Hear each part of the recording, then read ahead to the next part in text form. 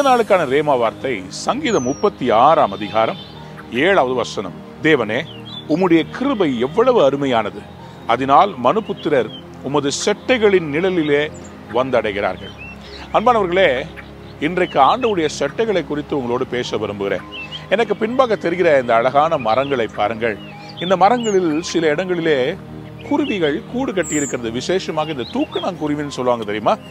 இந்த தூக்குநாங்குருவி கட்டுற கூடுல ஒரு பயங்கரமான ஆர்கிடெக்சர் மார்வல் இருக்கு. அது என்னன்னு சொல்லி பார்த்தீங்கன்னா, அது கூடு கட்டும் போது 2 வாயில்களை வைத்திருக்கும். ஒன்னு ஸ்லிம்மா டாப்ல, இன்னொன்னு நல்ல ரவுண்டா கீழே, அதுக்கு கீழே. ஸோ இந்த தூக்குநாங்குருவி அந்த மேல இருக்கிற சிறிய ஓப்பனிங்ல அது உள்ள போய் அழகா பதுங்கிடும். அங்கே முட்டைகளை பொரித்து குஞ்சுகள் அங்கே பொரிக்க ஆரம்பிக்கும். ஆனால் இந்த பாம்பு இருக்கு பார்த்தீங்களா, பாம்பு ஒரு முட்டாள். அது என்ன பண்ணும், வரும்போது இந்த பெரிய ஓட்டையை பார்த்து இந்த பெரிய ஓட்டைக்குள்ள போய் முட்டை இருக்குதான்னு தேட போகும். ஆனா அந்த பரிதாபம், அது ஏமாந்து போயிடும். இன்னைக்கு ஆண்டவர் என்ன பண்ண போறாருன்னா, உங்களை தான் செட்டைகளின் மறைவிலே வைத்து கொண்டு உங்களை பிசாசு தேடி வரும்போது நீங்க இல்லாதபடி உங்களை அப்படியே மறைச்சுக்க போறார். அவர் உங்களை மறைச்சுக்கிட்டாருன்னா உங்களை பிசாசு தொடவே முடியாது. தீர்க்கதரிசிய அவங்க எல்லாம் சேர்ந்து ஹார்ம் பண்றதுக்கு வராங்க. கர்த்தருடைய கண்களை குருட்டாட்டம் பிடிக்க வச்சுட்டார். அவங்க தேடி தேடி சுத்தி அலைகிறாங்க, அவங்களால கண்டுபிடிக்கவே முடியல.